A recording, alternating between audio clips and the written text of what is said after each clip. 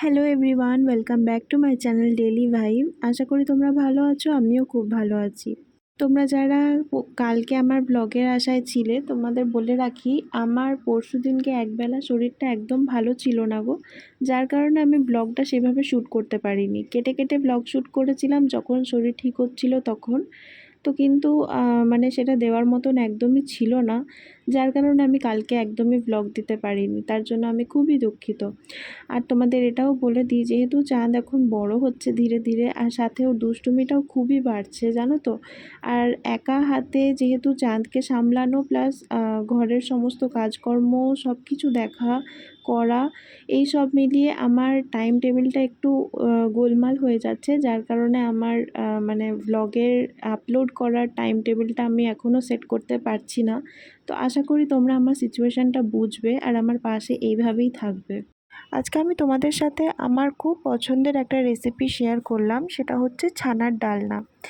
অনেক দিন ধরে পনিরটা রাখা ছিল, যেহেতু বাড়িতেই বসিয়েছিলাম, তো সেই জন্য ভাবলাম যে আর পনিরটা খেতে ইচ্ছে করছে না পনিরের কোনো আইটেম বানিয়ে, তাই জন্য ভাবলাম একটু ছানার ডালনা খাই। আর অনেক দিন ধরে আমার খেতেও মন হচ্ছিল জানো তো, কিন্তু কোনো নেমন্তন্ন বাড়ি সেরকমভাবে পাচ্ছিলাম না যে এই আইটেমটা আমি খেতে পারি। তার জন্য ভাবলাম যে একটু বাড়িতেই বানিয়ে নিই, আর এটা আমার সত্যি খুব পছন্দের। তো দেখো, পনিরটাকে প্রথমে হাত দিয়ে চটকে আমি ছানায় পরিণত করলাম। যেহেতু ছানা থেকেই পনির হয়, তাই পনিরটা যদি ভেঙে দাও তাহলে আবার সেটা ছানাই হয়ে যায়, তাই না বলো? তো সেই ছানাটাতে একটু স্বাদ মতো নুন, একটু স্বাদ মতো চিনি, আর আদাটাকে গ্রেড করে দিয়েছি। তোমরা কুচিয়েও দিতে পারো, একদম মিহি মিহি করে কুচিয়ে। তো আমি অত মিহি মিহি করে কাটতে পারি না, তো সেই জন্য আমি আদাটাকে গ্রেড করে দিয়েছি, আর একটু লঙ্কাটা কুচিয়ে দিয়েছি, আর সাথে একটু জিরে গুঁড়ো ধনে গুঁড়ো দিয়ে দিয়েছি, আর একটু কর্নফ্লাওয়ার। ব্যাস, তারপরে ছানাটাকে ভালোভাবে হাত দিয়ে চটকে মেখে, কর্নফ্লাওয়ার দিয়েছি যেহেতু সেই জন্য চিট জিনিসটা অটোমেটিক চলে আসবে সেটাতে।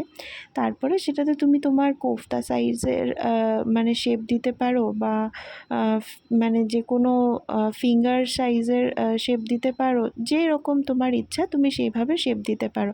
আমি যেহেতু এটা ছানার ডালনা বানাচ্ছি, মানে ওই আমার গোল গোল টাইপেরই আমার ইজি হলো, সেই জন্য আমি ওইভাবেই বানালাম, কোফতা টাইপের, যেরকম বড়া ভাজি আমরা সেরকমভাবেই।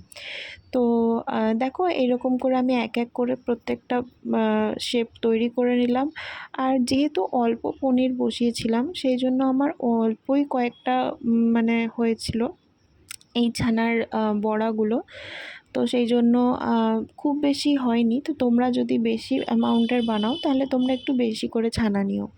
আমি যেহেতু দুজন মাত্র খাবো, সেই জন্য কোনো জিনিস দেখবে রান্না করে যদি বেড়ে যায় সেটা বাসি করে খেতে ভালো লাগে না, তাই না?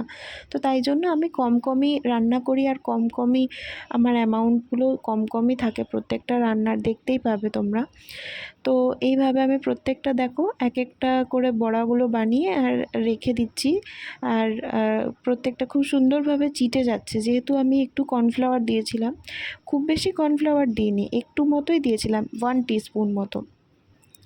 আর দেখো, সবথেকে ছোট্ট একদম একটা হয়েছে বড়া, সেটা আমি সাইড করে তোমাদেরকে দেখালাম বাকিগুলো। তারপরে একটা তাওয়া নিয়ে নিয়েছি, সেটা মানে যেটাতে আমি গ্রেভিটাও বানাবো, সেরকমই একটা জায়গা নিয়ে নিয়েছি। তেল গরম করে আমি এক একটা বড়াকে ভালোভাবে ভেজে নেব। যেহেতু ভাজার জায়গাটা বড় ছিল আর বড়ার অ্যামাউন্টটা কম ছিল, তার জন্য আমি এক জায়গাতেই সবগুলো দিয়ে দিয়েছি, আর এপিট ওপিট করে ভেজে নেব। আর বেশি উল্টাবো না বড়াগুলো, কেননা ভেঙে যেতে পারে। তো দেখো, একবার যখন এক পিঠটা হয়ে যাবে তখন আস্তে করে ধীরে ধীরে আমি আরেক পিঠ উল্টে দেব। বেশি উল্টানোর দরকার নেই, তার জন্য দুবার উল্টালেই হয়ে যায়। আর দেখতেই পাচ্ছ পাশে আমি ভাতটাও বসিয়ে দিয়েছি দুপুরের। আর আর আগে আমি লাল শাক বানিয়েছি আর ডাল বানিয়েছি, আহিরের ডাল।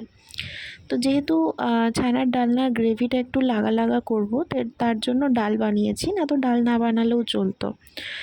তো এইভাবে আমি এক পিঠ ওপিঠ করে ভেজে নেব, আর সাথে সাথে আমি মশলাটাও রেডি করে নেব গ্রেভির।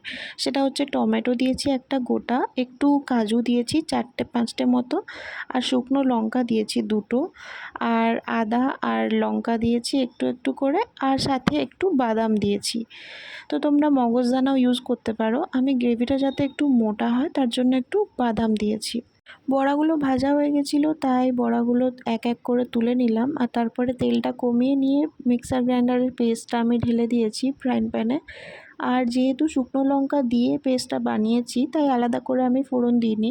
তোমরা চাইলে আলাদা করে গোটা গরম মশলার ফোড়ন দিতে পারো। তারপরে এক এক করে নুন, হলুদ, জিরে গুঁড়ো, ধনে গুঁড়ো আর একটু চিনি দিয়ে মশলাটা আমি গ্রেভিটা তৈরি করে নেব। সাথে একটু ব্ল্যাক পেপার পাউডার মানে ওই গোলকি গুঁড়ো একটু দিয়েছিলাম, যাতে একটু আলাদা রকম টেস্টটা হয়।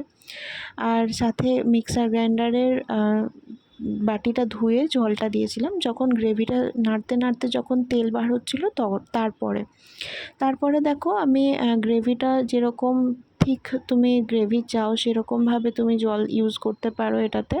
তারপরে আমি হালকা একটু দুধের যে সর ছিল সে আমার বাড়িতে আমি তুলে রেখেছিলাম, তো সেই সরটা ফাটিয়ে আমি এটাতে দিয়েছিলাম। তারপরে গ্রেভিটা যখন হয়ে গেল একটু জল মেশানোর পরে, তারপরে আমি বড়াগুলো এক এক করে দিয়ে ওই 15 সেকেন্ড থেকে 20 সেকেন্ডের মতন একটু বাবলস আসতে দিয়েছিলাম। তারপরে কস্তুরি মেথি দিয়ে আর গরম মশলা দিয়ে নামিয়ে দিয়েছিলাম। তো দেখো এইটাই হচ্ছে ছানার ডালনা ঘরোয়া পদ্ধতিতে। আর বিশ্বাস করবে না, খেতে নিজের রান্না নিজের নাম করছি, খেতে অসাধারণ হয়েছিল। যারা চ্যানেলটাকে এখনও সাবস্ক্রাইব করোনি তারা প্লিজ চ্যানেলটাকে সাবস্ক্রাইব করে দিও। ফেসবুক পেজ থেকে যারা ভিডিওটা দেখছো তারা পেজটাকে ফলো করে দিও। আমার ভিডিও ভালো লাগলে লাইক করতে ভুলো না। আর তোমরা আমাকে এত ভালোবাসা দিচ্ছ, যার জন্য আমি অনেক অনেক থ্যাংক ইউ জানাচ্ছি তোমাদেরকে। আর আমার এইভাবেই পাশে থেকো, তোমরা সুস্থ থেকো, সবাই ভালো থেকো।